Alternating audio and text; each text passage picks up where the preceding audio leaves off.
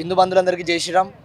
మేము ఈ మెహదీపట్నం తరఫు నుంచి మన మొత్తం ఏదైతే కాలనీస్ ఉన్నాయో, ఏదైతే బస్సులు ఉన్నాయో అన్ని బస్సుల సైడ్ నుంచి మేము హిందూ సమ్మేళనం అనే ప్రోగ్రాం జరగడం జరుగుతుంది. మేము 1000 మందితోని హనుమాన్ చాలీసా పారాయణం అనేది జరుపుదామని చెప్పేసి మేము అనుకున్నాం. అది విజయవంతంగా సాగుతుంది. సో మేము చెప్పదలిచింది ఏంటంటే హిందువులందరికీ హనుమాన్ చాలీసా అనేది కంపల్సరీగా చదవాల్సిన విషయం. ప్రతి ఒక్కరికి హనుమాన్ చాలీసా అనేది చాలా ఇంపార్టెంట్. హనుమాన్ చాలీసా అనేది ఏంటంటే అది చాలా చిన్న విషయం అనేసి అనుకుంటారు, కానీ అది కాదు. హనుమాన్ చాలీసాలో ప్రతి ఒక్క లైన్, ప్రతి ఒక్కటి కూడా చాలా అర్థమైన విషయం. అది రామాయణం గురించి కానీ, ప్రతి ఒక్క ధైర్యం ఇవ్వాలన్నా కానీ, ఎవరికైనా సరే ఏమన్నా ఆపద వచ్చిందంటే ఆ హనుమాన్ చాలీసా చదివితే చాలు, వాళ్ళకి ఎక్కడ లేని కొండంత ధైర్యం వచ్చేస్తుంది. సో హిందువులందరూ ఖచ్చితంగా హనుమాన్ చాలీసా పారాయణం అనేది compulsory every Tuesday, every Saturday అని లేకుండా ప్రతిరోజు హనుమాన్ చాలీసా అనేది కంపల్సరీగా చదవాలి. అలానే ఎవ్రీ సాటర్డే, ఎవ్రీ ట్యూస్డే అనేది హనుమాన్కి కానీ శ్రీరామునికి కానీ కంపల్సరీగా వెళ్ళి టెంపుల్ దర్శనం చేసుకోవాలి.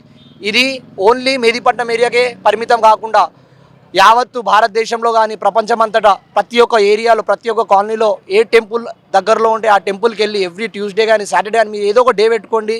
అందరు కాలనీ వాసులు అందరు కలిసి వెళ్ళి అందరు కలిసికట్టుగా మీ సమస్యలు మాట్లాడుకోండి.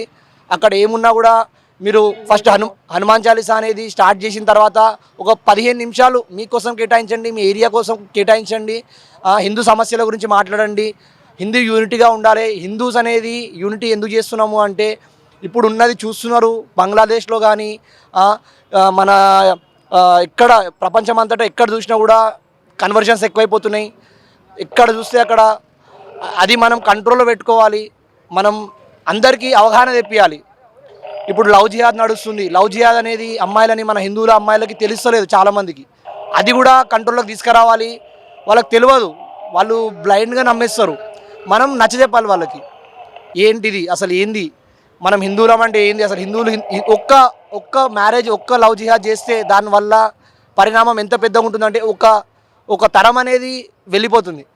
అది కాదు, మనం ఏంది, మనం కలిసికట్టుగా ఉండాలి. ప్రతిదీ కూడా ఐక్యంగా ఉండాలనేదే మా కోరిక.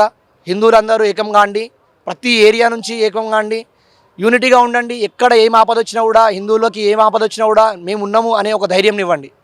జై శ్రీరామ్. భారత్ మాతా की जय. जय हिंदू राष्ट्र.